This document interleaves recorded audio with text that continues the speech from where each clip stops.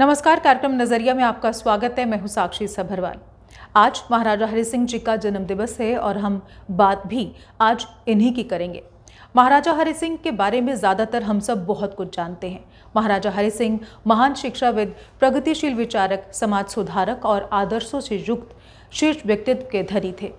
महाराजा हरि सिंह 1895 से 1961 तक जम्मू कश्मीर के अंतिम डोगरा शासक थे, जिन्होंने रियासत के ट्रांजिशन पीरियड में सामाजिक सुधार और कड़े प्रशासनिक फैसलों को साथ लेकर शासन किया।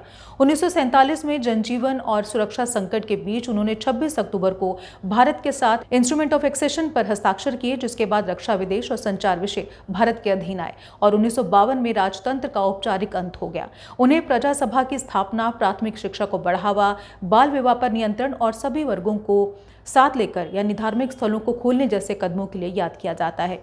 जबकि उनकी विरासत पर जम्मू और कश्मीर में अलग अलग दृष्टिकोण देखने को मिलते हैं। महाराजा हरि सिंह और डोगरा शासन को लेकर जम्मू और घाटी के लोगों की राय हमेशा अलग अलग रही है। जहां जम्मू के लोगों के लिए डोगरा वंश के अंतिम शासक उनकी खोई हुई आन बान और शान का प्रतीक हैं, वहीं घाटी के बहुत सारे लोग डोगरा शासक को उत्पीड़न के प्रतीक के तौर पर देखते हैं। जबकि उन्होंने SMHS अस्पताल बनवाया, जो आज भी कश्मीर के स्वास्थ्य क्षेत्र की रीढ़ है। उन्होंने स्टेट सब्जेक्ट लागू किया, जिसकी वजह से एक भी कश्मीरी बेघर नहीं है। उन्होंने लोगों को शिक्षा के लिए प्रोत्साहित किया। आज भी लोग जब उनके स्कूल को, उनकी बातों को याद करते हैं। उन्होंने दोनों पड़ोसियों से मुक्त स्वतंत्र कश्मीर बनाए रखने की कोशिश की। महाराजा हरि सिंह पर वैसे तो कई किताबें लिखी गई हैं। उन्हीं में से एक किताब कश्मीर फाइट्स फॉर फ्रीडम में लिखा है कि अपने शासन के शुरुआती दौर में वे चमचागिरी के बेहद खिलाफ थे। ये एक बड़ी बात किताब में लिखी गई है। उन्हें इस बात से बेहद उन्हें नागवार गुजरती थी ये बात। और इसके अलावा महाराजा हरि सिंह जो हैं वो जम्मू कश्मीर के आधुनिक इतिहास के केंद्र में खड़े वे शासक थे, जिन्होंने न्याय ही मेरा धर्म है जैसी दृष्टि के साथ समाज सुधार और शासन व्यवस्था में बदलाव किए। जम्मू कश्मीर के भारत के साथ विलय में महाराजा हरि सिंह का योगदान अत्यंत महत्वपूर्ण रहा। उन्होंने अपने समय में राज्य की सुरक्षा और एकता के लिए कई साहसिक निर्णय लिए, जिससे जम्मू कश्मीर का भारत के साथ शांतिपूर्ण विलय संभव हो पाया। हालांकि पूर्ववर्ती सरकारों ने इस नायक की इस ऐतिहासिक भूमिका को नजरअंदाज करने और उनके योगदान को भुलाने का प्रयास किया। इस खालीपन और भूल को भरने की जिम्मेदारी युवा राजपूत सभा ने उठाई। संगठन ने महाराजा हरि सिंह के जीवन और योगदान को सम्मान देने के लिए कई पहलें की। इसी कड़ी में उन्होंने सरकार से अनुरोध किया कि महाराजा हरि सिंह के जन्म दिवस यानी 23 सितंबर को जम्मू कश्मीर में छुट्टी घोषित की जाए।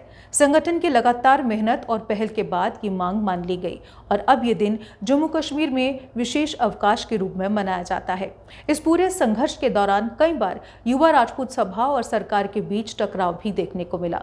सभा ने जोर दिया कि वह केवल घोषणाओं से काम नहीं चलेगा, बल्कि महाराजा हरि सिंह के योगदान को शैक्षिक पाठ्यक्रम, सार्वजनिक स्मारक और सांस्कृतिक कार्यक्रमों के माध्यम से भी आम जनता तक पहुंचाना चाहिए।